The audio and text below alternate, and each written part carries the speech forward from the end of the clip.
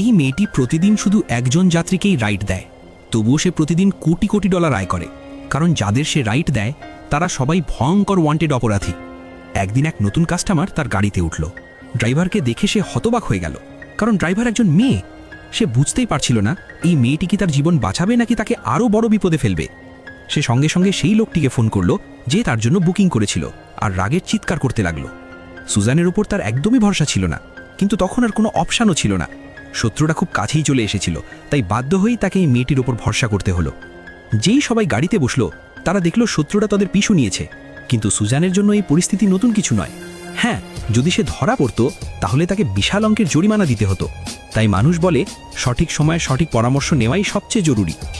সুজানের দুর্দান্ত ড্রাইভিং দেখে সেই লোকটি অবাক হয়ে বলল, ওয়াও, এটা তো অসাধারণ। কিন্তু ঠিক তখনই যখন মনে হলো পিছু ছাড়া হয়েছে, আবারও গাড়িগুলো তাদের পিছনে লেগে গেল। শত্রুটা চিৎকার করতে লাগলো, গাড়ি থামাও। কিন্তু সুজান পুরোপুরি শান্ত ছিল। সে তো কফি খেতে খেতেই এমনভাবে ড্রাইভ করছিল যেন কিছুই হয়নি। তার জানা ছিল পুরো কোরিয়ায় তার স্পিড আর স্কিলের কোনো তুলনা নেই। একটা তীক্ষ্ণ মোড়ে সে হঠাৎই একটা গলিতে ঢুকে দিক বদলে ফেলল। সবাই ভাবল পিছু শেষ, কিন্তু হঠাৎই শত্রুরা আবার সামনে হাজির।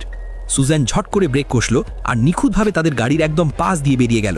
তবুও পিছু ছাড়ল না। তখন সে ভিড়ভাট্টা বাজারের দিকে গাড়ি নিল, যাতে তাদের ধোঁকা দিতে পারে। শত্রুরা তাদের গাড়ি পার্ক করে তাকে খুঁজতে লাগলো।